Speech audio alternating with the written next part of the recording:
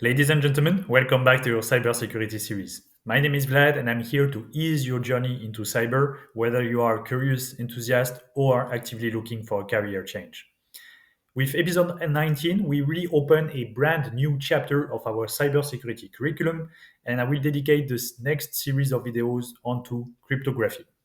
I know it might sound a bit technical, but as always, rest assured, I will do my very best to make it as accessible as possible, even if you don't have a technical IT background. So, first of all, I want you to understand within this introduction video that cryptography really lies at the very heart of cybersecurity. But before we jump into cryptography and encryption, you need to understand the different states of data. Everything around us is information or data, everything that we manipulate on a daily basis. However, if you remember your chemistry lessons from high school, perhaps your teacher told you that matter exists in a physical, solid form, liquid, gas, or plasma. It's essentially the same with data. Data can be in three different states, and it's really important to distinguish between all of them. So we have data at rest, data in transit, and data in use. What's interesting is that cryptography can only be applied to data at rest or data in transit, but more on that later on. So, first of all, when we talk about data at rest, we actually refer to data that is just sitting there waiting to be used. So, basically, data from just a storage perspective. It can be data on a file server, on a network share, any type of documents lying around.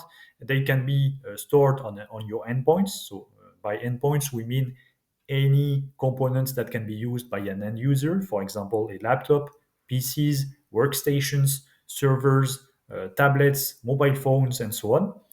It can also be stored in a database or on external devices, for example, external USB keys, external hard drive, and so on. And more often, what we see also is that the cloud is being used as an external storage facilities. So altogether, this really encompasses the different options we have for data at rest. Then we have data in transit. It means data being actively being shipped from one user or let's say one station to perhaps multiple recipients. So it can be a punctual transfer, like an email with or without attachments. It can be also downloads or uploads of different files, LAN transfers, so transfers within your corporate network. It can also be regular transfers or synchronization flows in between your laptop. For example, if you are running Windows, perhaps you have enabled the Microsoft solution called OneDrive that synchronizes your files physically on the laptop to the Microsoft cloud on Azure. It can also be communication or collaboration tools like Slack, like any messaging application.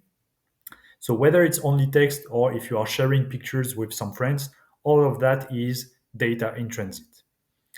And finally, we have the data in use, which basically corresponds to the data while you are actively looking at it or using it. So when I say you, it's either you as a person, as a user, but it can also be the processes that are running in the background on your computer or on your mobile phone. And as you can see, the limit is quite thin between data at rest and data in use. Because essentially, as soon as you turn on your laptop, some data becomes in use. And we can use this distinction at different levels. Let me take an example. Let's say you are on your phone, you are looking at the media gallery or your photo app. If you are actively looking at it, it's data in use. At the moment where you close the application, it really becomes data at rest. It's sitting there waiting for you to use it. But let's say that perhaps I'm using one of these pictures as my wallpaper or my save screen. Well, this document, more specifically, so at the document level, becomes always active because the mobile phone is always using it, so it's data in use. Whereas the rest of the gallery is only data at rest. So you can find those concepts at the level of a single piece of document or at the level of applications, containers, databases, etc. What's absolutely also essential to understand is that if you are running a server, or let's say, should I say, a service, to your customers. For example, we take the case of an e-commerce website. This website is always in use. So all the databases that you have on your website for to manage the products, the customers, also their credentials, their preferences, all the navigation information, all of that is always being used because if you have reached a certain, let's say, popularity, it's very likely that you will always have users clicking on your website, buying some stuff, or browsing some articles. So the databases within, or let's say, supporting your website are always in use. And that's really a strong distinction because, as I said, encryption can only be used on data at rest or data in transit. When we talk about encryption, I really want you to picture a safe, just like the safe I'm showing here on the slide, the type of safes that you would find in hotel rooms, for example. So they can be physical safe, or of course they can be digital safe. But the idea is the following: when you encrypt a document, it's like putting the document within a safe and locking the safe. It means that you can store it, so you can apply encryption on data at rest. You can also put some documents in a safe and ship the safe to your recipients, so it applies to data in transit, but you cannot really apply it to data that is actively being used. So once the data is in the safe, you no longer have direct access to it. You can no longer browse the documents, modify the documents, or perform certain actions. And it's actually it's an active area of studies. There are many researchers that are looking at how could we still manipulate the data even if it's within a safe, but that's not the purpose of this video. What you should remember is that encryption works just like a safe, and it really applies to data at rest or data in transit. Why does it matter? Perhaps you have come across certain conversations where an IT administrator will tell you, well, don't you worry, my database is encrypted. And just like in my example of the e-commerce website, if your database is always being used either by you or by the processes within your web server, actually it's never really encrypted. So yes, maybe the database has the capacity of being locked just like a safe, but it's actually always open because the visitors come and go and always look at certain documents. So if you have a continued flow of information and people using it, your safe is always staying open. So at some point there is not even I mean, it doesn't matter if you have encryption or not because it's never really applied. I'm going to give you another example that perhaps touches you a bit more personally.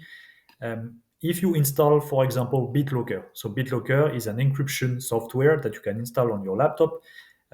It actually works only when the laptop is shut down or before you are logged in the Windows account. So before you log in, everything is encrypted, it works fine. But as soon as you put your credentials, of course, the container opens, so the safe, which is BitLocker, opens so that you can read freely your documents.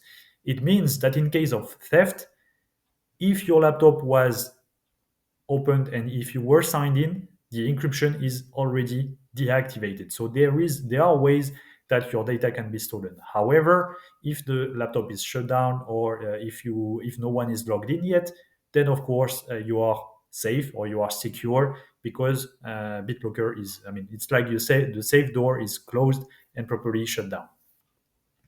What does it look like? Encryption. So here I'm taking one short example. Let's say that my document is very basic. I have just written hello with an exclamation point. I'm going to put that into a safe. I'm locking the safe with a key, and we will talk more about encryption keys later in those videos. But basically, once it's in the safe, the data is completely modified. It's complete gibberish. As you can see here, I have a mix of different characters. Nothing really points to the source of my document. So I cannot recognize easily that it has been that my hello world has been transposed into gibberish. And when I decide to open the safe again, then by miracle or through an encryption algorithm, I'm going to get back my document with the hello written on it. And that's exactly what I want to show you. When the documents are in a safe or when they are encrypted, you cannot really guess the content and you cannot really operate on the content. For example, if I wanted to write after the hello my first name, like hello Vlad, if I just want to add the characters Vlad, you can see that I cannot do it properly on an encrypted document. So again, I just want to really illustrate this principle of a safe. Encryption works like a safe. Okay, so it applies on data at rest and data in transit. You might be wondering, what do we do with data in use? I mean, there are plenty of other security solutions. We can really apply, for example, what we call access control. So making sure that only the authorized users can have access and can use the documents. But everything before that is within the realm of encryption. And we will talk about how do we distribute the keys, how do we create the keys, what are the different processes. I will dedicate more than one video, of course, to cryptography, and we will start with a bit of history in the coming videos. So that was it for my very first video today. I just want you to remember that encryption works only on data at rest or data in transit. Every time that you are actively using, modifying, or reading a document, whether you or hidden processes, then there is no more encryption. The safe door is wide open. Thank you for your time. I hope you enjoyed this first introduction video, and see you soon for more. And see you soon.